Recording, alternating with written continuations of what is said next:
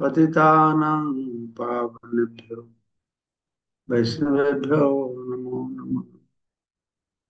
दया श्री कृष्ण चैतन्य प्रभु नित्यानंद श्री अद्वैत गदाधर श्रीवासादि श्री गौर भक्त वृंद। हरे कृष्ण कृष्ण कृष्ण हरे हरे हरे राम राम राम हरे हरे। मुखं करोति वाचालं पंगुलं लंघयते यत्कृपातमहं वन्दे परमानन्दमाधवं। श्रीगुरुदिनतारिणं श्रीचैतन्य ईश्वरं नमः।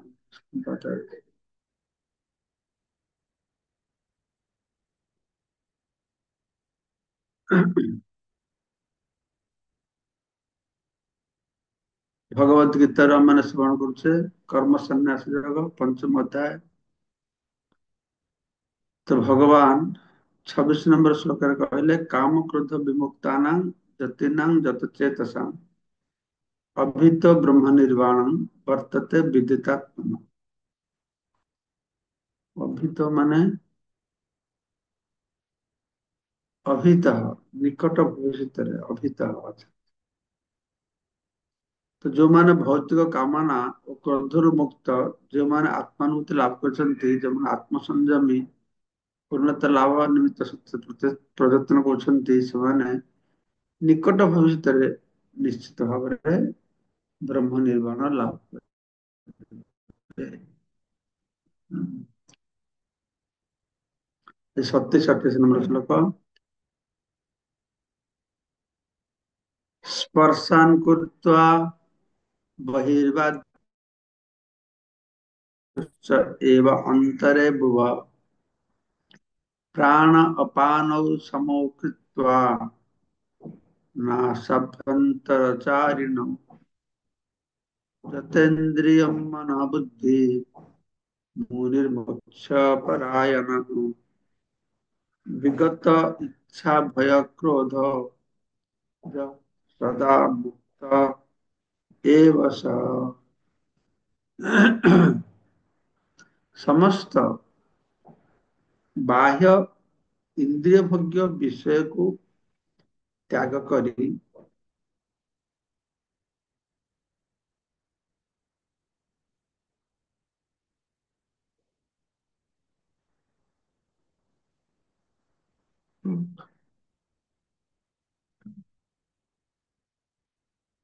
यानी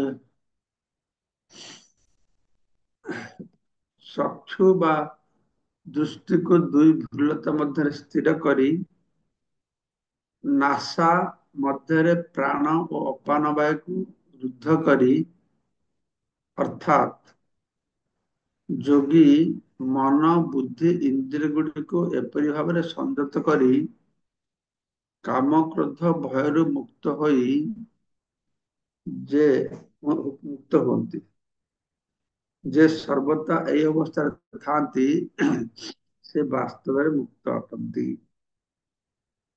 भगवान এই पंचम अध्याय शेष को এই ध्यान जोगर कथा ऊपर टिके सूचना देले जो विषयटा को षष्ठ अध्याय रे पुंखानुपुंख भाव रे भगवान वर्णना करिवे। एपर्यंत मन बुद्धि इंद्रिय नियंत्रण करे से उपाय कहले तार परे एसु करी केमति जोग साधना करिवो से कथा कहउछ। ए ध्यान प्राणायाम जम नियम आसन प्राणायाम जो होची एटा जे अष्टांग योग पद्धति और आसन प्राणायाम होची तार गोटे अंश। हाँ, ମୁଁ ଜାଣେନି ଯେ ସବୁ ଲୋକମାନେ ଯୋଉ ଆସନ କରୁଛନ୍ତି ପ୍ରାଣାୟାମ କରୁଛନ୍ତି ଏଇଟା ଜାଣିକି କରୁଛନ୍ତି ନା ଏଟା ସେମାନେ ଜାଣନ୍ତିନି। ଲୋକମାନେ କେବଳ ଆସନ ପ୍ରାଣାୟାମରେ ରଖ ଭାବୁଛନ୍ତି ଶରୀରଟା ସୁସ୍ଥ ରହିବ କିନ୍ତୁ ଆସନ ପ୍ରାଣାୟାମର ଆହୁରି ଉନ୍ନତ ଉଦ୍ଦେଶ୍ୟ ରହିଛି। ସେଟା ହଉଛି ଏଟା ବହୁ ଶ୍ରେଷ୍ଠ ଉନ୍ନତ ପନ୍ଥାର ଅଂଶ ବିଶେଷ। ହୁଁ। ପନ୍ଥାଟା କଣ? ନା ସେ ପନ୍ଥାର ମାଧ୍ୟମରେ ଆମେ ପରମାତ୍ମା ଦର୍ଶନ କରିପାରିବା। ତାର ଗୋଟେ ଅଂଶ ହଉଛି ଆସନ ପ୍ରାଣାୟାମ। ଆଉ ସେଥିରେ କେତେବେଳେ ଆସନ ପ୍ରାଣାୟାମ ଲୋକ କରିବେ ନା, ତ ଭଗବାନଙ୍କୁ ଧ୍ୟାନ କରିବେ।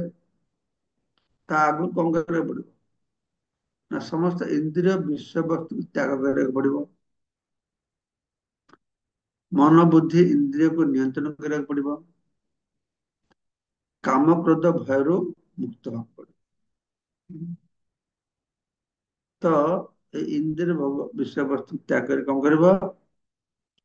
ଚକ୍ଷୁ ର ଯୋଉ ଭୁଲତା ଅଛି ମଝିରେ ସ୍ଥିର କରି ନାସ ମଧ୍ୟରେ ପ୍ରାଣ ଅପାନ ବାୟୁ ରୁଦ୍ଧ କରେ। ପ୍ରାଣ ଅପାନ ସମକୃତ କୁହାଯାଇଛି। ତ ସେଟା ଯୋଗୀ ମାନେ, ଧ୍ୟାନ ଯୋଗୀ ମାନେ ଯୋଉ ପନ୍ଥା ଅବଲମ୍ବନ କରିଛନ୍ତି ଭଗବାନ ଏଠି ସେମାନଙ୍କ କଥା ବର୍ଣ୍ଣନା କରୁଛନ୍ତି। ତ ସେମାନେ ଇନ୍ଦ୍ରିୟର ମନ ବୁଦ୍ଧି ଇନ୍ଦ୍ରିୟକୁ ସଂଯତ କରିବା ଫଳରେ କାମ କ୍ରୋଧ ଭୟରୁ ମୁକ୍ତ ହୁଅନ୍ତି। ଯୋଉମାନେ ଏଇ ଅବସ୍ଥାରେ ଥାଆନ୍ତି ସେମାନେ ହିଁ ବାସ୍ତବରେ ମୁକ୍ତି ଲାଭ କରିପାରିବେ। ମୁକ୍ତ ଏ ବସ ଏଟା ଭଗବାନ ଏଠି କହିଲେ କାହା କଥା କହିଲେ? ସୁସ୍ପଷ୍ଟ ବୁଝାଉଛି ଭଗବାନ କହିଲେ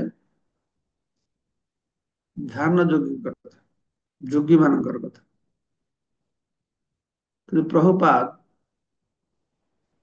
ସବୁ କିଛି ହଉଛି ଭଗବାନ କୃଷ୍ଣଙ୍କ ସଙ୍ଗେ ଯୁକ୍ତ କରୁଛନ୍ତି।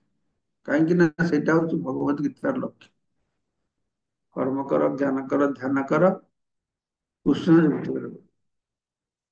ତ ପ୍ରଭୁପାଦ ଲେଖିଲେ ସର୍ବଦା କୃଷ୍ଣ ଚୈତନ୍ୟରେ ରହିଲେ ବ୍ୟକ୍ତି ସାଙ୍ଗେ ସାଙ୍ଗେ ତାର ଦିବ୍ୟ ସ୍ଥିତି କଥା ବୁଝିପାରିବ। ସେ ଯେ ଦିବ୍ୟ ଆତ୍ମା ଏହା ସେ ଅତି ସହଜରେ ବୁଝିପାରିବ। ତତ୍ପରେ ସେ ଭକ୍ତି ଯୋଗ ମାର୍ଗରେ ବା ସେବା ଜରିଆରେ ଭଗବାନଙ୍କୁ ବୁଝିପାରିବ। ଯେତେବେଳେ ଭକ୍ତି ଯୋଗ ମାର୍ଗରେ ସ୍ଥିର ହୋଇଯିବ ସେତେବେଳେ ସେ ଦିବ୍ୟ ସ୍ତରକୁ ଆସି ଯାଇଥାଏ। ସେତେବେଳେ ସେ ତାର କର୍ମ କ୍ଷେତ୍ରରେ ଭଗବାନଙ୍କର ଉପସ୍ଥିତିକୁ ଅନୁଭବ କରିବାକୁ ଯୋଗ୍ୟ ହୋଇଯାଏ। ଏଇ ସ୍ଥିତିକୁ ବ୍ରହ୍ମ ନିର୍ବାଣ ବୋଲି କୁହାଯାଏ। ବ୍ରହ୍ମ ନିର୍ବାଣରେ ପନ୍ଥା ବୁଝାଇ ସାରିଲା ପରେ ଭଗବାନ ଅର୍ଜୁନକୁ ବୁଝାଉଛନ୍ତି କିପରି ଅଷ୍ଟାଙ୍ଗ ଯୋଗ ମାର୍ଗ ଅବଲମ୍ବନ କରିକି ବ୍ୟକ୍ତି ସେଇ ସ୍ଥିତିକୁ ଆସିବ। ତ ଭଗବାନ ପ୍ରଥମେ ବୁଝେଇଲେ ଯେ ତାଙ୍କୁ ଭକ୍ତି କରିଲେ କିଭଳିଆ ବ୍ରହ୍ମ ନିର୍ବାଣ ସ୍ତର ଲାଭ କରିପାରିବେ। ମନ ବୁଦ୍ଧି ଇନ୍ଦ୍ରିୟ କେମିତି ନିୟନ୍ତ୍ରଣ ହବ ସବୁ ପୁଙ୍ଖାନୁପୁଙ୍ଖ ଆଗେ କହିଲେ। ଏଇ ଅଧ୍ୟାୟରେ ପୁରା ବର୍ଣ୍ଣନା ସେଇଟା ହେଲା। ଏବେ ବର୍ତ୍ତମାନ ଭଗବାନ କଣ କହୁଛନ୍ତି ନା ଅଷ୍ଟାଙ୍ଗ ଯୋଗ ମାର୍ଗ ଅବଲମ୍ବନ କରିକି ଆମେ କେମିତି ସେ ସ୍ଥିତିକୁ ପାଇବା ସେ ଉପାୟ କରୁଛନ୍ତି। ତ ଅଷ୍ଟାଙ୍ଗ ଯୋଗ ମାନେ କଣ? 8 ପ୍ରକାର ଯୋଗ ପଦ୍ଧତି ରହିଛି। ଯମ ନିୟମ ଆସନ ପ୍ରାଣାୟାମ ପ୍ରତ୍ୟାହାର ଧାରଣା ଧାରଣା ଧାରଣା ତାପରେ ଧ୍ୟାନ ତାପରେ ସମାଧି। ଏଇଟା ହଉଛି ଯୋଗର 8ଟି ଅଙ୍ଗ। ଯେ ଭକ୍ତିର 64 ଅଙ୍ଗ ଅଛି। ଏଇଭଳିଆ ଯୋଗର 8ଟି ଅଙ୍ଗ ଅଛି। ଅଷ୍ଟାଙ୍ଗ ଆଉ ଅଷ୍ଟାଙ୍ଗ ଯୋଗ ପଦ୍ଧତି 8ଟି ଅଙ୍ଗ ଅଛି ଅଷ୍ଟାଙ୍ଗ।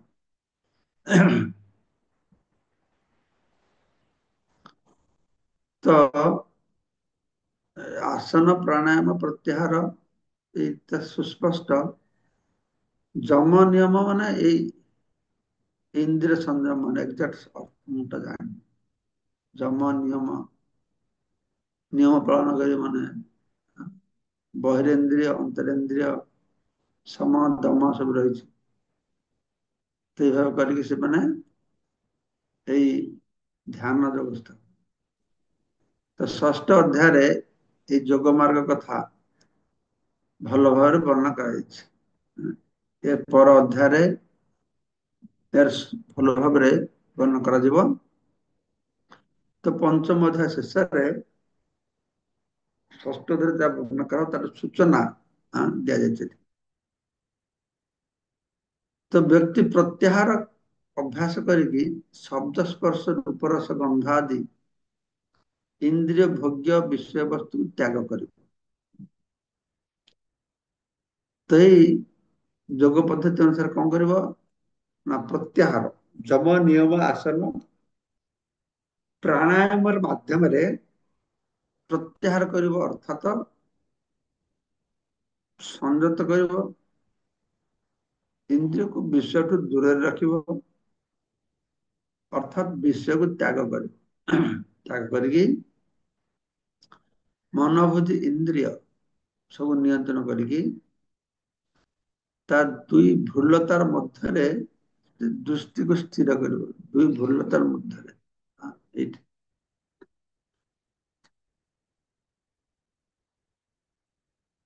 ସେ ସ୍ଥିର କରିବ। ଅର୍ଦ୍ଧ ନିମିଳିତ ଚକ୍ଷୁ ସାହାଯ୍ୟରେ ନାସିକାଗ୍ରକୁ ଦୃଷ୍ଟି ନିକ୍ଷେପ କରିବ। କେମିତି କରିବ? ହଁ, ନାସିକା ପରେ ଦୃଷ୍ଟି ନିକ୍ଷେପ କରିବ। ଆଚ୍ଛା, ଆଚ୍ଛା। ନାସିକା ଅଗ୍ର ଉପରେ ଏଭଳିଆ ଦୃଷ୍ଟି ନିକ୍ଷେପ କରିବ। ଅର୍ଦ୍ଧ ନିମିଳିତ ଚକ୍ଷୁ ସାହାଯ୍ୟରେ ନାସିକା ଦୃଷ୍ଟି ନିକ୍ଷେପ କରିବ। ଆଖି ସମ୍ପୂର୍ଣ୍ଣ ରୂପେ ବନ୍ଦ କରିବା ଉଚିତ ନୁହଁ। କାହିଁକି ନା ଏମିତି କଲେ ସେ ଶୋଇପଡିବ। ହଁ, ନିଦ୍ରାଭୂତ ହୋଇଯିବାର ବହୁତ ଆଶଙ୍କା ଅଛି। ବନ୍ଦ କରିବନି, ହାଫ ବନ୍ଦ କରିବ। ହାଫ ତ ବନ୍ଦ ହେଇଯିବ ନା, ଯଦି ନାସିକାଗ୍ରକୁ ନଜର କରିବା ତ ହାଫ ତ ବନ୍ଦ ରହିବ। ତ ହାଫ ବନ୍ଦଟା ଗୁରୁତ୍ୱପୂର୍ଣ୍ଣ ନାସିକାଗ୍ରକୁ ଦୃଷ୍ଟି ନିକ୍ଷେପ କରିବ, ତାହେଲେ ଏମିତି ହାଫ ବନ୍ଦ ରହିବ, ହାଫ ଖୋଲା ରହିବ। ପ୍ରାଣ ଅପାନ ବାୟୁକୁ ନାସା ଦ୍ୱାରା ରୁଦ୍ଧ କରି ଶ୍ୱାସ ପ୍ରଶ୍ୱାସ କ୍ରିୟାକୁ ସଂଯତ କରିବ। ପ୍ରାଣ ଅପାନ ଧ୍ୟାନ ଉଦାନ ସମାନ ଯେ ପାଞ୍ଚଟା ପ୍ରାଣବାୟୁ ଅଛି, ପ୍ରାଣ ଅପାନ ଊର୍ଧ୍ୱ ଗତି ନିଶ୍ୱାସ ଛାଡୁଛେ ନଉଛେ, ଏ ପ୍ରାଣ ଅପାନ କୁହାଯାଉଛି। ସେଟାକୁ ଦୁଇଟାକୁ ସଂଯତ କରିକି ରୁଦ୍ଧ କରିବ, ମାନେ କୁମ୍ଭକ ଅବସ୍ଥା ହବ ମନେ। ରୋଚକ କି ଆସିଲେ ରୋଚକ କୁମ୍ଭକ, ଶ୍ୱାସକ୍ରିୟାକୁ ସଂଯତ କରିବ। ଏହି ଅଷ୍ଟାଙ୍ଗ ଯୋଗ ଅଭ୍ୟାସ କରିକି ବ୍ୟକ୍ତି ଇନ୍ଦ୍ରିୟ ସଂଯମ କରିପାରିବ। ବାହ୍ୟ ଇନ୍ଦ୍ରିୟ ଭୋଗ୍ୟ ବସ୍ତୁରୁ ଦୂରେଇ ଯାଇପାରେ ଏବଂ ଏହିପରି ଭାବରେ ସେ ବ୍ରହ୍ମ ନିବନ ଲାଭ କରିବାକୁ ନିଜକୁ ପ୍ରସ୍ତୁତ। ଏଇ ଅଷ୍ଟାଙ୍ଗ ଯୋଗ ମାଧ୍ୟମରେ ସେ ତା ଇନ୍ଦ୍ରିୟ ସଂଯମ କରିପାରିବ, ମନ ବୁଦ୍ଧିକୁ ସଂଯମ କରିପାରିବ। ସେଥିପାଇଁ ପ୍ରତ୍ୟାହାର ହଉଛି ଯୋଗର ଗୋଟିଏ ଅଙ୍ଗ। ଏଇ ଯୋଗ ପଦ୍ଧତି ବ୍ୟକ୍ତିକୁ ସମସ୍ତ ପ୍ରକାର ଭୟ ଓ କ୍ରୋଧରୁ ମୁକ୍ତ ହେବାରେ ଏବଂ ଦିବ୍ୟ ସ୍ତରରେ ପରମାତ୍ମାଙ୍କ ଉପସ୍ଥିତିକୁ ଅନୁଭବ କରିବାରେ ସାହାଯ୍ୟ କରେ। ଯୋଗର ଉଦ୍ଦେଶ୍ୟ ହଉଛି ପରମାତ୍ମାକୁ ଅନୁଭବ କରିବା ଏବଂ ଭୟ କ୍ରୋଧ ଆନୁଷଙ୍ଗିକ ଭାବରେ ଯୋଗର ମୁଖ୍ୟ ଉଦ୍ଦେଶ୍ୟ ହଉଛି ପରମାତ୍ମାକୁ ଅନୁଭବ କରିବା, ଆନୁଷଙ୍ଗିକ ଭାବରେ ସେ ଭୟ କ୍ରୋଧ ବି ସେ ମୁକ୍ତ ପାଇବ। ଅନ୍ୟ କଥାରେ ଏହା ହିଁ କୁହାଯାଇପାରେ ଯେ କୃଷ୍ଣ ଚେତନା ମାର୍ଗ ଯୋଗ ପଦ୍ଧତି ଅବଲମ୍ବନ କରିବା ଦିଗରେ ସବୁଠାରୁ ଅଧିକ ସୁଗମ ମାର୍ଗ ଅଟେ। ଯୋଗ ପଦ୍ଧତିରେ ଯୋଉମାନେ ଯାହା ଲକ୍ଷ୍ୟ, ତ କୃଷ୍ଣ ଭବନାମୃତ ସହଜରେ ସେ ଲକ୍ଷ୍ୟରେ ମାନେ ପହଞ୍ଚି ପାରିବେ। ଏ ସମ୍ବନ୍ଧରେ ପରବର୍ତ୍ତୀ ଅଧ୍ୟାୟରେ ଭଲ ଭାବରେ ଆଲୋଚନା କରାଯିବ। ଯେଉଁ ବ୍ୟକ୍ତି କୃଷ୍ଣ ଚେତନାଶୀଳ ସେ ସର୍ବଦା କଣ କରିବ ନା କୃଷ୍ଣଙ୍କ ଦିବ୍ୟ ସେବାରେ ନିଯୁକ୍ତ ହେଇଥିବ। କୃଷ୍ଣ ସେବା ବ୍ୟତୀତ ଅନ୍ୟ କୌଣସି ସେବାରେ ତାର ଇନ୍ଦ୍ରିୟକୁ ବିନିଯୋଗ କରିବନି। ଏଥି ହେଲା କଣ ନା ବିଷୟ ଠାରୁ ଇନ୍ଦ୍ରିୟକୁ ନିବୃତ୍ତ କରିବ, ପ୍ରତ୍ୟାହାର କରିବ, ଯୋଗ ପଦ୍ଧତିରେ କରିକି ସେମାନେ ପ୍ରାଣ ଅପାନ ବାୟୁକୁ ରୁଦ୍ଧ କରି ସବୁ ବହୁତ କଷ୍ଟ ଝାମେଲା ରହିଛି। କିନ୍ତୁ ଭକ୍ତମାନେ ଏସବୁ ଝାମେଲା ରହୁଛନ୍ତି। ସରଳ ଉପାୟ, ପ୍ରତ୍ୟାହାର କର, କୃଷ୍ଣ ସେବାରେ ବିନିଯୁକ୍ତ କର, ବାସ୍ ହେଇଗଲା। ବିଷୟଠୁ ନିଜ ଭୋଗ ବାସନାରେ ବିଷୟର ସଂସ୍ପର୍ଶ ନ ଆସିକି ଭଗବାନଙ୍କ ସେବାରେ ଇନ୍ଦ୍ରିୟକୁ ବିଷୟକୁ ନିଯୁକ୍ତ କର। ଏଇ ସରଳ ଉପାୟଟା ଭଗବାନ ବୁଝିବାକୁ ଚାହିଁଛନ୍ତି। ଅଷ୍ଟାଙ୍ଗ ଯୋଗ ଏତେ ସହଜ ନୁହଁ, ଖୁବ କଠିନ, ବିଶେଷ କଳି ଯୁଗ ଲୋକମାନଙ୍କୁ ହୁଏ। ଆର ଅଷ୍ଟାଙ୍ଗ ଯୋଗ କଲେ ଭଲ, ଅଷ୍ଟାଙ୍ଗ ଯୋଗ ମାତ୍ରଟା ସହଜ ନୁହଁ, ଆଉ ଭଲ କଠିନ ହେଲେ ଭଲ। ସେଠି ଇନ୍ଦ୍ରିୟ ନିୟନ୍ତ୍ରଣ ହବ, ମନ ନିୟନ୍ତ୍ରଣ ହବ, ଏଗୁলো ସବୁ ଦରକାର ଆଧ୍ୟାତ୍ମିକ ଜୀବନରେ। ତାର ଲକ୍ଷ୍ୟ ହେଉଛି ପରମାତ୍ମାକୁ ଉପଲବ୍ଧି କରିବ। ଭକ୍ତ ମାନଙ୍କର ଲକ୍ଷ୍ୟ ହେଉଛି ଏର ଉପରେ। ଅଷ୍ଟାଙ୍ଗ ଯୋଗ ସାହାଯ୍ୟରେ ଇନ୍ଦ୍ରିୟ ଦମନ କରିବା ଅପେକ୍ଷା এই ପ୍ରକାର କୁଶିତ ନାମରେ ଇନ୍ଦ୍ରିୟ ଦମନ ଅଧିକ ସୁଗମ ପନ୍ଥା କୁହାଯାଉଛି। କାହିଁକି ନା ଅଷ୍ଟାଙ୍ଗ ଯୋଗ ମାଧ୍ୟମରେ ବିଷୟ ଠାରୁ ଇନ୍ଦ୍ରିୟକୁ ଦୂରେଇବା, ପ୍ରତ୍ୟାହାର କରିବା, ଇନ୍ଦ୍ରିୟ ନିଗ୍ରହ କରିବା। କିନ୍ତୁ ଯେହେତୁ ଇନ୍ଦ୍ରିୟ ମାନଙ୍କୁ କୌଣସି ଆଉ ଏନଗେଜମେଣ୍ଟ ଦିଆ ହଉନି, ତାଙ୍କୁ ଉପଯୁକ୍ତ ଭାବେ ନିଯୁକ୍ତ ଦିଆ ହଉନି, ମନକୁ ନିଯୁକ୍ତି ଦିଆ ହଉନି, ତ ସେମାନେ ଖୁବ ଶକ୍ତିଶାଳୀ। ଅର୍ଜୁନ ନିଜେ କହିଲେ ତସ୍ୟାଂ ନିଗ୍ରହ ମାନେ ବାୟୁରିବ ସୁଦୁଷ୍କର। এই ମନ ଚଞ୍ଚଲଙ୍ଗୀ ମନ କୃଷ୍ଣ ପ୍ରମାତ୍ୟ ବଳଭଦ୍ର। ଆଗ ସଂଯୋଗ କରିବା କଠିନ, କିନ୍ତୁ କୃଷ୍ଣ ଭବନରେ କଣ କରାହଉଛି ନା ସେ ଇନ୍ଦ୍ରିୟକୁ କୃଷ୍ଣ ସେବାରେ ଲଗେଇଦେଲେ ଏ ସହଜରେ ହେଇଯାଉଛି। କୃଷ୍ଣ ଚୈତନ୍ୟ ମାର୍ଗରେ ଇନ୍ଦ୍ରିୟ ଦମନ କରିବା ଅଧିକ ସୁଗମ ପନ୍ଥା, ହେତୁ ସୁସୁଖମ କର୍ତ୍ତୁମ ଅଭ୍ୟୟମ। এটা হচ্ছে অত্যন্ত ସୁଖଦାୟକ, ଆନନ୍ଦଦାୟକ, ତାର କରିବାକୁ ଭଲ ଲାଗେ।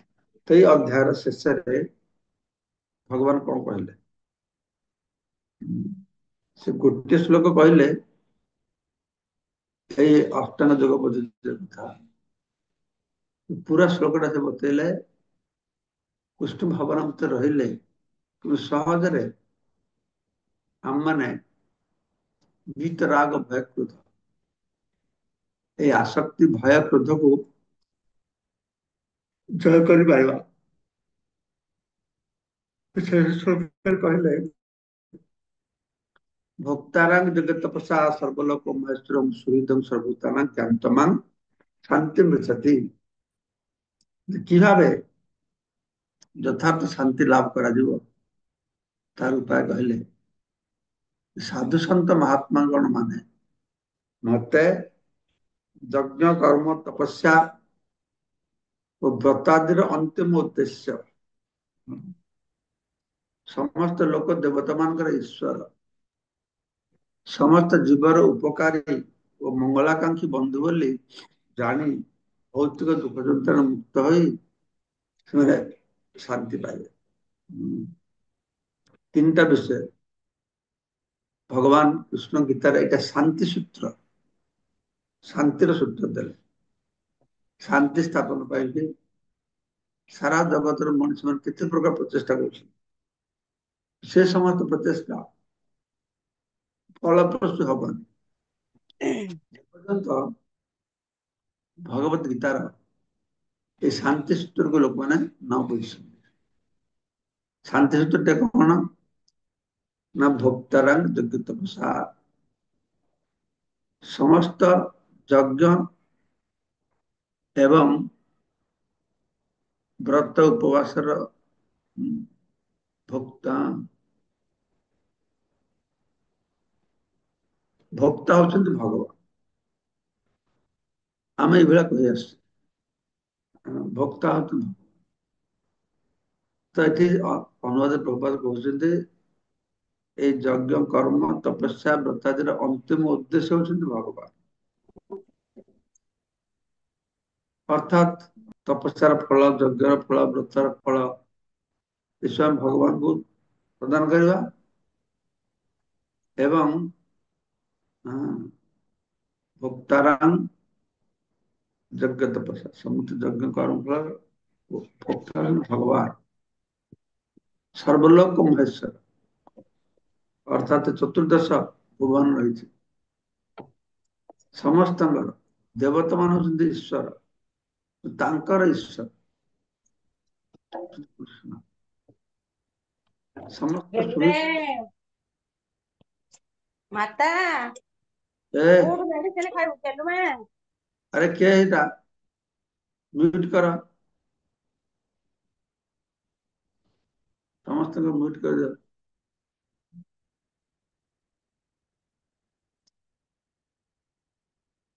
ସମସ୍ତ ଜୀବର ଉପକାରୀ ସୁହୃଦଂ ସର୍ବଭୂତାନାଂ ଉପକାରୀ ମଙ୍ଗଳକାଂକ୍ଷୀ ବନ୍ଧୁ ହଉଛନ୍ତି ଭଗବାନ କୃଷ୍ଣ।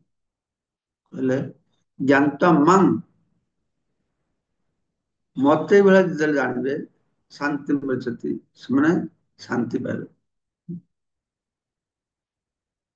ଭୋକ୍ତାରାମ ମୁଁ ହଉଛି ସମସ୍ତ ଯଜ୍ଞ ଭକ୍ତାଙ୍କ ଯଜ୍ଞ ତପସ୍ୟାର ଲକ୍ଷ୍ୟ ହଉଛି ଅନ୍ତିମ ଲକ୍ଷ୍ୟ ଉଦ୍ଦେଶ୍ୟ ହଉଛି ମୁଁ। ସମସ୍ତ ଲୋକ ଦେବତା ମାନଙ୍କର ଈଶ୍ୱର ନିୟନ୍ତ୍ରଣ କରିଥା ହଉଛି ମୁଁ। ସମସ୍ତ ଜୀବଙ୍କର ମଙ୍ଗଳାକାଂକ୍ଷୀ ଉପକାରୀ ହଉଛି ମୁଁ, ବନ୍ଧୁ ହଉଛି ମୁଁ। ପ୍ରଭୁପାଦ ତାତ୍ପର୍ଯ୍ୟ କହୁଛନ୍ତି ସମସ୍ତ ମାୟାବଦ୍ଧ ଜୀବ ଏ ଭୌତିକ ଜଗତରେ ଶାନ୍ତି ପାଇବାକୁ ଖୁବ ଉଦ୍ବିଗ୍ନ, କିନ୍ତୁ ସେମାନେ ଶାନ୍ତି ପ୍ରାପ୍ତିର ସୂତ୍ର ଜାଣନ୍ତି ନାହିଁ। ଏହା ଭଗବତ ଗୀତାର ଏହି ଅଂଶରେ ବର୍ଣ୍ଣିତ ହୋଇଅଛି। ସର୍ବୋତ୍ତମ ଶାନ୍ତି ସୂତ୍ରଟି ଅତି ସରଳ ଭାବରେ ନିମ୍ନ ପ୍ରକାର ଅଟେ। ଭଗବାନ ଶ୍ରୀକୃଷ୍ଣ ସମସ୍ତ ମାନବ କର୍ମ ମଧ୍ୟରେ ଭଗବାନ ଶ୍ରୀକୃଷ୍ଣ ସମସ୍ତ ମାନବ କର୍ମ ମଧ୍ୟରେ ଧର୍ମ ପ୍ରାପ୍ତ କର୍ତ୍ତା ଅଟନ୍ତି। ସମସ୍ତ କର୍ମ ମଧ୍ୟରେ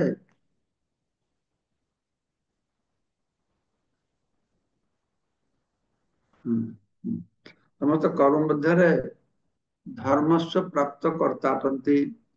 କର୍ମ ଜରିଆରେ ମାନବ ଭଗବାନଙ୍କୁ ସେବା ଅର୍ପଣ କରିବା ଉଚିତ। କାରଣ ସେ ସମସ୍ତ ଲୋକ ଓ ତାହାର ଅଧିବାସୀ ମାନଙ୍କ ଈଶ୍ୱର। ଯଜ୍ଞ ତପସ୍ୟା ଯଜ୍ଞ ଯଜ୍ଞ ଉଠ ନା କର୍ମରେ ଯଜ୍ଞ ହବ। ସେ ସମସ୍ତ କର୍ମ ଯଜ୍ଞ ଭଗବାନଙ୍କୁ ଅର୍ପଣ କରିବାକୁ ପଡିବ। କାହିଁକି ତାଙ୍କୁ ଦିଆହେବେ? ସେ କାହିଁକି ଭକ୍ତା ହେବେ? ନା ସେ ହଉଛନ୍ତି ଈଶ୍ୱର ସର୍ବଲୋକ ମହେଶ୍ଵର। ତାଙ୍କଠାରୁ କେହି ବଡ ନାହାନ୍ତି। ମତ ପରନା କିଞ୍ଚିତ୍ ଅସ୍ତି ଧନଞ୍ଜୟ ଶ୍ରୀ ଶିବ ବ୍ରହ୍ମାଦି ବିଶିଷ୍ଟ ଦେବତା ମାନଙ୍କ ଅପେକ୍ଷା ସେ ମହାନ। ତାଙ୍କ ସମାନ କେହି ନାହାନ୍ତି। ସେ ଅସମର୍ଧ ତାଙ୍କ ସମାନ କିଏ ନାହାନ୍ତି। ତାଙ୍କଠୁ ବଡ କିଏ ନାହାନ୍ତି। ବେଦରେ ଭଗବାନଙ୍କୁ ଶ୍ଵତା ଉପନିଷଦରେ କୁହାଯାଇଛି ତମ ଈଶ୍ୱରାଣମ ପରମ ମହେଶ୍ୱରମ। ସେ ହଉଛନ୍ତି ଈଶ୍ୱର ମାନଙ୍କର ପରମ ମହେଶ୍ୱର। ଈଶ୍ୱର ମାନେ ନିୟନ୍ତ୍ରଣ କର୍ତ୍ତା ଦେବତା। ତ ଦେବତା ମାନଙ୍କର ଉପରେ ଈଶ୍ୱର ମାନଙ୍କର ମହେଶ୍ଵର ତାପରେ ପରମ ମହେଶ୍ଵର ଦେବତା ମାନେ ଈଶ୍ୱର ଭଗବାନ ଶିବ ହଉଛନ୍ତି ମହେଶ୍ଵର ଆଉ କୃଷ୍ଣମୂର୍ତ୍ତି ତାଙ୍କ ଉପରେ ପରମେଶ୍ଵର। ଏ କଥା ଉପନିଷଦରେ କୁହାହେଲା। ମାୟାବଦ୍ଧ ହୋଇ ଜୀବଗଣ ଭାବୁଛନ୍ତି ଯେ ଯାହା ସେମାନଙ୍କର ଅଧିକାରରେ ଅଛି ବା ଯାହା ସେମାନେ ଦେଖୁଛନ୍ତି ସେ ସମସ୍ତଙ୍କର ସେମାନେ ମାଲିକ ଅଟନ୍ତି। ସମସ୍ତଙ୍କ ସାରା ଦୁନିଆରେ ଯେତେ ପ୍ରକାର ସଂଘର୍ଷ ଚାଲିଛି କଣ ପାଇଁ କି ମୋର ମାଲିକାନା ଟା କେତେ ବେଶୀ ହବ। ଆଜି ଏତିକି ଟଙ୍କାର ମାଲିକ ଆଉ ଟଙ୍କା ବେଶୀ ମାଲିକ ହେବି ମୋର ସାମ୍ରାଜ୍ୟ ବଢିବ। ସମସ୍ତ ଗୋଟେ କୁକୁରଠୁ ଆରମ୍ଭ କରିକି ଦେବତା ମାନଙ୍କ ପର୍ଯ୍ୟନ୍ତ ସମସ୍ତଙ୍କର ଏକାଇ ଏକା ଏକା ଧନ୍ଦା। ହଁ? ମୋର ମାଲିକାନା ଦିଟା କେମିତି ପଡିବ ମୁଁ, କେହି ବୁଝୁନାହାନ୍ତି ଯେ ସବୁର ମାଲିକ ହଉଛନ୍ତି ଭଗବାନ, ତା ଭିତରେ ନା ମୁଁ। ବାସ୍ତବରେ ସେମାନେ ଭଗବାନଙ୍କର ଭୌତିକ ଶକ୍ତିର ଅଧୀନ। ସେମାନେ ମାଲିକ କଣ ହେବେ? ସେ ଭଗବାନଙ୍କ ଚାକର। ତୁ ଭଗବାନଙ୍କ ଚାକର ଭୁଲି ଯାଇକି ଏବେ ମାୟାର ଚାକର ହେଇକି ପଡିଛି। ଏଇ କଥା, ମାୟାର ଦାସ। କୃଷ୍ଣଦାସ ଭୁଲିଗଲେ, আমি কৃষ্ণ নিত্য দাস, এই কথা ভুললে ମାୟାର ନଫର है ଚିରଦିନ। ତ ଭଗବାନ ଭୂତ ପ୍ରକୃତିର ପ୍ରଭୁ ଅଟନ୍ତି ଏବଂ ବଦ୍ଧ ଜୀବଗଣ ଭୂତ ପ୍ରକୃତିର କଠିନ ନିୟମରେ ଅଧୀନ। ଏ ହଉଛି ପାର୍ଥକ୍ୟ। ଭଗବାନ, ଭୂତ ପ୍ରକୃତି ଆଉ ଜୀବ, ତିନିଟା ଜିନିଷ। ଭଗବାନ, ମାୟା ଆଉ ଜୀବ, ତିନିଟା ଜିନିଷ। ଏ ଯେ ମାୟା ଭଗବାନ ନିୟନ୍ତ୍ରଣ କରୁଛନ୍ତି, ମାୟା ଜୀବକୁ ନିୟନ୍ତ୍ରଣ କରୁଛି। ଭଗବାନ ମାୟାକୁ ନିୟନ୍ତ୍ରଣ କରୁଛନ୍ତି, ମାୟା ଜୀବକୁ ନିୟନ୍ତ୍ରଣ କରୁଛି। ଅର୍ଥାତ୍ ଜୀବ ମାୟା ଦ୍ୱାରା ନିୟନ୍ତ୍ରିତ, ମାୟା ଭଗବାନଙ୍କ ଦ୍ୱାରା ନିୟନ୍ତ୍ରିତ। ସେଥିପାଇଁ କି ଭଗବାନ ହଉଛନ୍ତି ମାୟାଧୀଶ ଆଉ ଜୀବ ହଉଛି ମାୟାଧୀନ। ମାୟାଧୀଶ ମାୟାଧୀନ, ବହୁତ ବଡ ପାର୍ଥକ୍ୟ। ଏହି କେତୋଟି ସାଧାରଣ କଥାକୁ ଯଦି କେହି ବୁଝି ନ ପାରନ୍ତି, ତେବେ ବ୍ୟକ୍ତିଗତ ଭାବରେ ହେଉ ବା ସମଷ୍ଟିଗତ ଭାବରେ ହେଉ ପୃଥିବୀରେ ଶାନ୍ତି ପ୍ରାପ୍ତ ସମ୍ଭବ ନୁହେଁ, ଯେତେ ଚେଷ୍ଟା କଲେ। ଏହା ହେଉଛି କୃଷ୍ଣ ଚେତନା କଥା। ଭଗବାନ ଶ୍ରୀକୃଷ୍ଣ ସର୍ବଶକ୍ତିମାନ, ସମସ୍ତ ଜୀବ ତଥା ସମସ୍ତ ବିଶିଷ୍ଟ ଦେବତା ତାଙ୍କର ଅଧୀନ। ପୂର୍ଣ୍ଣ କୃଷ୍ଣ ଚେତନାର ବ୍ୟକ୍ତି ଶାନ୍ତି ପ୍ରାପ୍ତ ହେବ, ନହେଲେ ସେ ପର୍ଯ୍ୟନ୍ତ ସେଇ ସ୍ତର ନ ପହଞ୍ଚିଲେ ଯଥାର୍ଥ ଶାନ୍ତି ନିତ୍ୟ ଶାନ୍ତି ପାଇବ। এই ପଞ୍ଚମ ଅଧ୍ୟାୟ କୃଷ୍ଣ ଚେତନାର ଏକ ବାସ୍ତବ ବ୍ୟାଖ୍ୟା ଅଟେ। ଏହା ସାଧାରଣତଃ କର୍ମଯୋଗ ନାମରେ ପରିଚିତ, ବା କର୍ମ ସନ୍ନ୍ୟାସ ଯୋଗ ଆମେ କହୁଛୁ, କର୍ମଯୋଗ।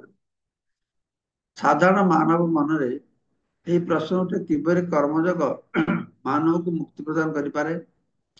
এই ପ୍ରଶ୍ନର ଉତ୍ତର এই ଅଧ୍ୟାୟରେ ଦିଆଯାଇଛି। ପ୍ରଭୁପାଦ এই ଅଧ୍ୟାୟ ଶ୍ଲୋକରେ এই ଅଧ୍ୟାୟ ସମ୍ପର୍କରେ ବର୍ଣ୍ଣନା କରୁଛନ୍ତି। ହଁ, ତ କୃଷ୍ଣ ଚେତନାରେ କାର୍ଯ୍ୟ କରିବା ଅର୍ଥ ଭଗବାନ ଶ୍ରୀକୃଷ୍ଣ ଯେ ସର୍ବଶକ୍ତିମାନ ଅଟନ୍ତି, ତ ଏଇ ଜ୍ଞାନର ବଶବର୍ତ୍ତୀ ହୋଇ କାର୍ଯ୍ୟ କରିବା। ଯେ କୃଷ୍ଣ ଚେତନା ବାରମ୍ବାର ପଢୁଛେ, এই ଶବ୍ଦର ଗୋଟେ ଅର୍ଥ କହିଲେ ଯେ ଭଗବାନ ସର୍ବଶକ୍ତିମାନ, এইଟାକୁ ଆମକୁ ଦୃଢ ଭାବେ ଜାଣିବାକୁ ପଡିବ। ଏହି ପ୍ରକାର କର୍ମ ଦିବ୍ୟ ଜ୍ଞାନ ଠାରୁ ଭିନ୍ନ ନୁହେଁ। ଆମେ ଯଦି ଭଗବାନ ସର୍ବଶକ୍ତିମାନ ବୋଲି ଜାଣିକି କାର୍ଯ୍ୟ କରିବା, ସେଇ କର୍ମ ହଉଛି ଦିବ୍ୟ କର୍ମ। ସିଧାସଳଖ କୃଷ୍ଣ ଚେତନା ହଉଛି ଭକ୍ତି ଯୋଗ। ଜ୍ଞାନ ଯୋଗ ଭକ୍ତି ଯୋଗ ଆଡକୁ ମାର୍ଗ ନିର୍ଦ୍ଦେଶ କରେ। କେଉଁ ଜ୍ଞାନ ଯୁଗରେ ଗଲେ ସେଇ ପରେ ଅନ୍ତିମ ଭକ୍ତି ଯୋଗରେ ପହଞ୍ଚିବେ। କେଉଁ ଜ୍ଞାନ ଯୋଗ କରିକି ବହୁ ନାମ ଜନ୍ମ ନାମନ୍ତେ ଜ୍ଞାନବାନ ପ୍ରପଦନ୍ତେ, ଜ୍ଞାନୀ ମାନେ ମତେ ପ୍ରବୃତ୍ତି କରୁଛନ୍ତି ଏବଂ ଭକ୍ତ ମାନେ ସାଙ୍ଗେ ସାଙ୍ଗେ ପ୍ରବୃତ୍ତି କରୁଛନ୍ତି। ଏଇଟା ପାର୍ଥକ୍ୟ। କୃଷ୍ଣ ଚେତନାର ଅର୍ଥ ହେଲା ବ୍ୟକ୍ତିର ଭଗବାନଙ୍କ ସହ ସମ୍ପର୍କ କଣ, এই ସମ୍ପର୍କକୁ ପୂର୍ଣ୍ଣ ଜ୍ଞାନ ବଳରେ ଉପଲବ୍ଧି କରି ସେହି ଚେତନାରେ କର୍ମ କରିବା।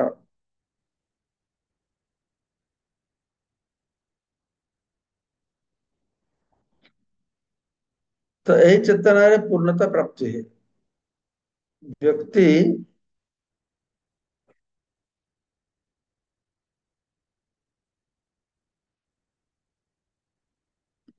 ଭଗବାନ ଶ୍ରୀକୃଷ୍ଣଙ୍କ ସମ୍ବନ୍ଧରେ ପୂର୍ଣ୍ଣ ଜ୍ଞାନ ଅର୍ଜନ କରିପାରେ। ଏକ ବିଶୁଦ୍ଧ ଆତ୍ମା ଭଗବାନଙ୍କର ଅଂଶ ସ୍ୱରୂପ ଏକ ଚିରନ୍ତନ ସେବକ ଅଟେ। ମାୟା ଉପରେ ପ୍ରଭୁତ୍ୱ ବିସ୍ତାର କରି ବା କାମନାର ବଶବର୍ତ୍ତୀ ହୋଇ ସେ ମାୟା ସଂସ୍ପର୍ଶରେ ଆସେ ଏବଂ ତାହା ହିଁ ତାହାର ଭୌତିକ ଦୁଃଖ ଯନ୍ତ୍ରଣାର କାରଣ ହୁଏ। ଯେ ପର୍ଯ୍ୟନ୍ତ ସେ ଭୌତିକ ବସ୍ତୁର ସଂସ୍ପର୍ଶରେ ଅଛି, ସେ ପର୍ଯ୍ୟନ୍ତ ତାକୁ ଭୌତିକ ଆବଶ୍ୟକତା ଅନୁଯାୟୀ କାର୍ଯ୍ୟ କରିବାକୁ ପଡିବ। ବ୍ୟକ୍ତି ଭୌତିକ ଜଗତରେ ରହିଥିଲେ ସୁଦ୍ଧା କୃଷ୍ଣ ଚେତନାଶୀଳ ହେଲେ ସେ ଆଧ୍ୟାତ୍ମିକ ଜୀବନ ସ୍ତରରେ ଉପନୀତ ହୁଏ।